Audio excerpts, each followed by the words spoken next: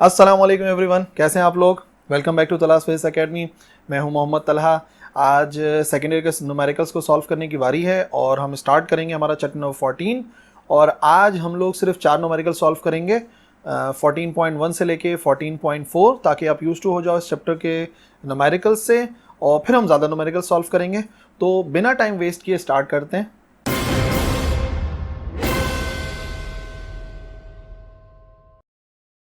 Then 14.1 एक horizontal straight wire है और उसकी लेंथ गिवन है 5 सेंटीमीटर और उसका वेट गिवन है जो कि एक्चुअली है मास है पर metre 1.2 gram per metre is place perpendicular to a uniform horizontal field. ठीक है, परपेंडिकुलर रखा गया है, एक यूनिफॉर्म हॉरिजॉन्टल फील्ड है 0.6 वेबर पर मीटर स्क्वायर यानी कि tesla. If the resistance of the wire is 3.8 ohm per metre, ये भी आपको रेजिस्टेंस पर मीटर गिवन है। Calculate the potential difference to be applied between the ends of the wire, कितना potential difference उस wire के ends पर apply करें to make it just self supporting. देखो, ऐसा एक केस है कि ये आ गई आपकी मैग्नेटिक फील्ड की डायरेक्शन और यहाँ पर हमने जो है वो रख दिया है ये जो हॉरिजॉन्टल स्ट्रेट वायर है जिसका वेट जो है वो डाउनवर्ड है। ठीक है, और मैग्नेटिक फील्ड जो है वो इसको लिफ्ट करके रख रही है अपवर्ड। ठीक है, तो लेकिन वो हमने कैसे अप्लाई करी है, वो हम अप्लाई कर रहे हैं with the help of this battery. और यहाँ पर एक वायर है, करंट फ्लो कर रहा है, तो मतलब कि अगर तो वेट को बैलेंस करना है तो मैग्नेटिक फील्ड ही उसे बैलेंस करेगी। तो सबसे पहले लेंथ है 5 centimetre. Linear density, actually linear density given है मास पर यूनिट लेंथ यानी कि 1.2 gram per metre. Magnetic field 0.6 weber per metre square. Resistance per unit length given है और वो है 3 ओम पर मीटर। और क्योंकि हमें कहा गया है कि प्लेस किया गया है परपेंडिकुलर, तो एंगल जो है वो होगा 90 डिग्री। हमें पोटेंशियल डिफरेंस पता करना है जो कि हमने अप्लाई किया होगा, जिसकी वजह से ये सेल्फ सपोर्टिंग होगा यानी कि वेट को बैलेंस करेगा। सबसे पहले 1 मीटर वायर का मास पता कर लेते हैं। 1.2 ग्राम है क्योंकि ऊपर लिखा हुआ है 1.2 ग्राम पर मीटर, और हमें पता करना है 0.05 मीटर का। ठीक है, क्योंकि लेंथ जो गिवन है वो 0.05 मीटर है, तो इसी 1.2 को मल्टीप्लाई किया 0.05 से, तो आंसर आ गया 0.06। और अगर हम इसको किलोग्राम में करेंगे तो ये हो जाएगा 6 एक्सपोनेंट -5 किलोग्राम। ठीक है, तो मास एक्चुअली इतना है उस वायर का।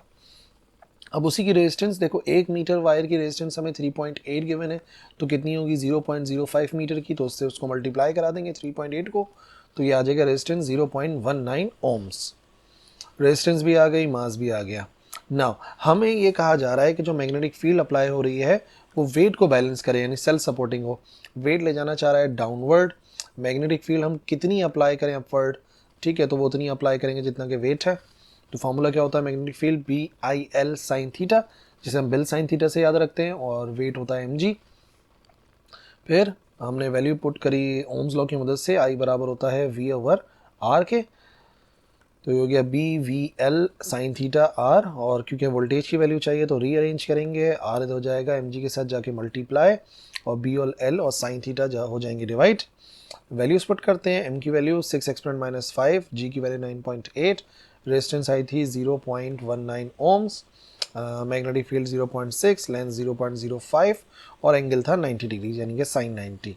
तो वोल्टेज का आंसर आ जाएगा 3.72 10 raise to the power -3 volt. इतने वोल्टेज अप्लाई करेंगे तो मैग्नेटिक फील्ड इतनी हो जाएगी कि वो सेल्फ सपोर्टिंग हो।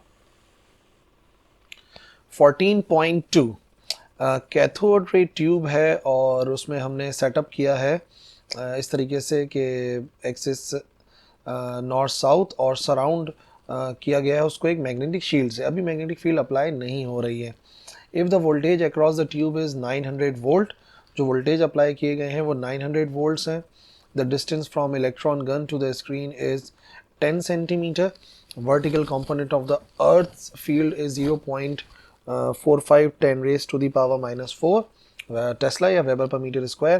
Calculate by how much the spot on the screen will move when the magnetic shield is removed। जबकि हमें charge to mass ratio given है 1.8 10 raise to the power 11। Actually ये चार्ज टू मास रेशियो से related ही है numerical. Voltage हमें given है 900 volt जो कि हमने अप्लाई करे थे, ठीक है। और जो उसमें आपने जब स्टडी करा होगा तो देखा होगा कि वो जो डिस्टेंस होता है स्क्रीन से इलेक्ट्रॉन गन का, उसको 20 से शो करते हैं, यानी कि 10 सेंटीमीटर, और डिवाइड बाय 100 कराएंगे तो 0.1 मीटर। मैग्नेटिक फील्ड आ गया 0.45 10 raise to the power -4 tesla. Charge to mass ratio given है 1.8 10 raise to the power 11 coulomb per kilogram, और वैल्यू ऑफ ए पता करनी है, ठीक है। तो कितना मूव कर रहा है स्पॉट स्क्रीन के ऊपर, तो उसको हम ए से शो करते हैं। तो चार्ज टू मास रेशो का फॉर्मूला 2v यानी कि पोटेंशियल डिफरेंस से मल्टीप्लाई करना है, डिवाइड बाय बी स्क्वायर और आर स्क्वायर, ठीक है। तो सबसे पहले हम क्या करेंगे, हम यहाँ से आर की वैल्यू को फाइंड करेंगे। तो ई अपॉन एम की कंप्लीट वैल्यू, बाकी सब रिप्लेस कराया, वोल्टेज की जगह वोल्टेज की वैल्यू बी का स्क्वायर, आर स्क्वायर को रीअरेंज करा, और फिर जो आंसर आया उसका रूट लिया, तो आर की वैल्यू आ गई 2.22 मीटर। तो जो क्योंकि वो जाहिर सी बात है इसी कर्वेचर में गया है, तो जिस कर्वेचर में गया है उस का जो रेडियस होगा, अगर उसको हम कंप्लीट कर लेते, फॉर एग्जांपल उसको अगर हम कंप्लीट कर लें तो वो एक सर्किल बनेगा, तो उसका रेडियस जो होगा सबसे पहले हमने वो पता करा है। फिर फॉर्मूला हमें पता है रेडियस बराबर होता है बी स्क्वायर अपॉन 2a, ठीक है। और रीअरेंज करेंगे तो a हो जाएगा इधर जाके मल्टीप्लाई, r हो जाएगा डिवाइड, तो बी स्क्वायर को डिवाइड कराएंगे 2r से, तो ये हो जाएगा 0.1 का स्क्वायर, और r की वैल्यू 2.22। तो a यानी कि स्पॉट कितना मूव करेगा स्क्रीन पे, अपवर्ड और डाउनवर्ड, तो हो जाएगा 2.25 10 raise to the power -3 metres, ठीक है। और जिसको हमने a से शो किया था, तो एक मरतबा चार्ज टू मास रेशो वाली डेरिवेशन को देख लो अगर न्यूमेरिकल में कोई भी कंफ्यूजन है, क्योंकि उसी से ही सारी चीज़ें रिलेटेड हैं। 14.3 What is the flux density at a distance of 0.1 meter in air from a long straight conductor carrying a current of 6.5 ampere, ठीक है। एक कंडक्टर है, long straight conductor, 6.5 ampere current carry कर रहा है, तो फ्लक्स डेंसिटी कितनी होगी उससे 0.1 मीटर के फासले पर।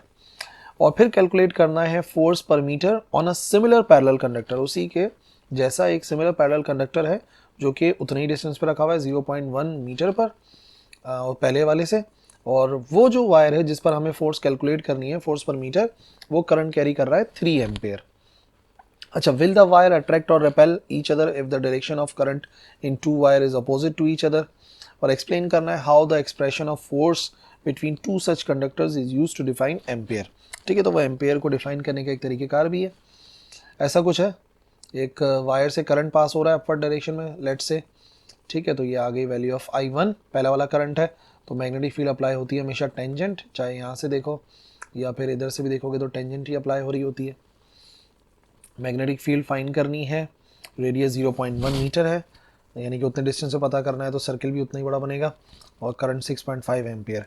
और दूसरी बात ये है कि फोर्स भी पता करनी है एक दूसरे वायर पर, 1 की फोर्स जो 2 पर अप्लाई हो रही होगी, F12 का मतलब 1 की फोर्स जो अप्लाई हो रही है 2 पर, और 2 का मतलब यानी कि सेकंड कंडक्टर उसका करंट है 3 एम्पेयर, और साथ ही रखा हुआ है तो वो एंगल हो जाएगा 90 डिग्री, और लेंथ है 1 मीटर, क्योंकि हमें पर मीटर पता करना है।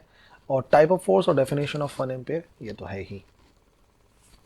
सबसे पहले हमने मैग्नेटिक फील्ड की वैल्यू पता कर ली। मैग्नेटिक फील्ड होती है mu naught I divide by 2 pi R, ठीक है ना। बायोट सेवर्ट लॉ से magnetic field due to a long straight wire mu naught I divide by 2 pi R होता है। तो करंट की वैल्यू पुट कर दी 6.5 और म्यू नॉट की वैल्यू 4 पाई 10⁻⁷, और रीअरेंज करने के बाद जब हमने इसको डिवाइड करा दिया, आंसर आ गया बी का 13 exponent -6 weber per metre square, जिसे हम टेस्ला भी कह सकते हैं। नाउ कितनी फोर्स अप्लाई होगी, तो देखो फोर्स का फॉर्मूला होता है बिल साइन थीटा, लेकिन 1 की फोर्स 2 पर है, तो मैग्नेटिक फील्ड पहले वाले की होगी ये वाली, करंट दूसरे वाले का होगा, ठीक है। और लेंथ हमें पता ही है, पर मीटर पता करना है तो लेंथ हो जाएगी 1 मीटर, और मैक्सिमम फोर्स पता करनी है एंगल 90 डिग्री, यानी कि साइन 90 तो खैर 1 ही हो जाएगा, तो आंसर आ जाएगा 39 एक्सपोनेंट -6 न्यूटन। ये है पहले वाले कंडक्टर की फोर्स जो अप्लाई हो रही होगी दूसरे के ऊपर। दूसरे का करंट यूज़ करते हैं, लेकिन मैग्नेटिक फील्ड पहले वाले की ही इस्तेमाल होगी। Now direction of current both wire में ऑपोजिट है, तो वो वायर एक दूसरे को रिपेल करेंगे। देखो इस तरह से याद रखो कि जो चार्ज में होता है वो इसमें नहीं होता है, यानी कि अगर दो वायर्स होंगे और उनमें करंट फ्लो कर रहा होगा सेम डायरेक्शन में, तो वो एक दूसरे को अट्रैक्ट करेंगे, यानी कि ऐसे। अगर ये वायर है जिसमें करंट नीचे की तरफ जा रहा है, दूसरा वायर जिसमें भी करंट नीचे की तरफ जा रहा है, तो ये एक दूसरे को क्या करेंगे, अट्रैक्ट करेंगे। लेकिन अगर डायरेक्शन अपोजिट होगी, एक वायर में करंट ऊपर की तरफ जा रहा है और एक वायर में करंट नीचे की तरफ, तो वो एक दूसरे को रिपेल करते हैं। ठीक है, यानी कि उल्टा हिसाब है। जो कि चार्ज में था, चार्ज में सेम चार्ज रिपेल करता है, लेकिन यहाँ पर सेम करंट जो है वो अट्रैक्ट करता है और डिफरेंट डायरेक्शन वाला करंट रिपेल करता है। नाउ अब हम डिफ़ाइन करने वाले हैं, तो डिफ़ाइन इस तरह से करेंगे। देखो मैं बताता हूँ। एम्पियर वो करंट है which when flowing in two infinite parallel wires 1 metre apart, अगर उनके दरमियान का डिस्टेंस 1 मीटर हो और उनके दरमियान की फोर्स हो 2 एक्सपोनेंट -7 न्यूटन पर मीटर, यानी कि पर मीटर ही पता करने वाले हैं हम लोग। ठीक है, तो एक्चुअली एम्पियर उस करंट को कहते हैं जो कि फ्लो कर रहा होगा दोनों से, यानी कि I1 भी उतना ही होगा, I2 भी उतना ही होगा। दो इनफाइनाइट पैरेलल वायर्स हैं और मान लेते हैं कि वो 1 मीटर अपार्ट है, उनके दरमियान का डिस्टेंस जो है वो 1 मीटर है। ये देख लो, डिस्टेंस 1 मीटर है, तो एंगल कितने डिग्री होगा, 90 डिग्री। और वो फोर्स कितनी अप्लाई करेंगे, तो वो जितनी फोर्स अप्लाई कर रहे हो, यानी कि 2 एक्सपोनेंट -7 न्यूटन पर मीटर, तो उस करंट को कहेंगे 1 एम्पियर। 14.4, एक स्ट्रेट मेटल रॉड है जिसकी लेंथ गिवन है हमें 50 सेंटीमीटर। वो स्लाइड कर रही है विद नेग्लिजिबल फ्रिक्शन एक पैरेलल कंडक्टिंग रेल पर। It moves eight right angle, right angle में मूव कर रहा है, एंगल गिवन है। मैग्नेटिक फील्ड 0.72 टेस्ला यानी कि वेबर पर मीटर स्क्वायर। और ये आ गया, the rail are join to a battery, उन्हीं रेल्स को एक बैटरी से ज्वाइन किया गया है जो 3 वोल्ट की है और फिक्स्ड रेजिस्टेंस है 1.6 ओम्स। तो find the force required to hold the rod at rest, rest में रखने के लिए कितनी फोर्स रिक्वायर्ड होगी। ठीक है, ऐसा कुछ मामला है। हमने क्या किया हुआ है, पैरेलल रेल्स आ गई। ठीक है, ये दोनों जो है पैरेलल रेल्स हैं 1, और ये आ गई दूसरी पैरेलल रे जो भी बनाई गई है रेल, और फिर रेजिस्टेंस अप्लाई करी हुई है R और एक बैटरी अप्लाई की हुई है। ठीक है, जैसे ही हम इस मेटल रॉड को रखेंगे इसके ऊपर, तो ये जो है करंट फ्लो करना शुरू हो जाएगा। ठीक है, करंट कुछ इस डायरेक्शन में फ्लो करेगा, ऐसे ऐसे और फिर ऐसे। लेट्स से इस डायरेक्शन में करंट फ्लो कर रहा है। अगर इस डायरेक्शन में करंट फ्लो कर रहा है तो फिर हम अप्लाई करेंगे हमारा लेफ्ट हैंड रूल, जिससे हमें पता चलेगा कि इसके ऊपर फोर्स कहाँ अप्लाई होगी। तो अगर करंट इस तरीके से फ्लो कर रहा है और मैग्नेटिक फील्ड कैसे अप्लाई हो रही है, मैग्नेटिक फील्ड अप्लाई हो रही है, ये देख लो, मैग्नेटिक फील्ड की डायरेक्शन है नीचे से ऊपर की तरफ, जो कि ऊपर की तरफ नज़र आ रही है, नीचे से ऊपर की तरफ मैग्नेटिक फील्ड। तो फिर आप देखोगे जो फोर्स अप्लाई होगी, फील्ड हो गई कौन से एक्सिस में, वाई एक्सिस में।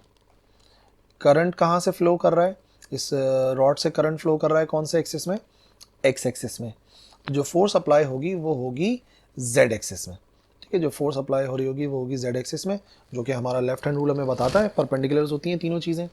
तो अब कितनी फोर्स चाहिए हमें उसके अगेंस्ट, यानी कि एक्चुअली अगर हम मैग्नेटिक फोर्स पता कर लें तो उसी के बराबर की फोर्स हमें अप्लाई करनी पड़ेगी उस रॉड को रेस्ट में रखने के लिए।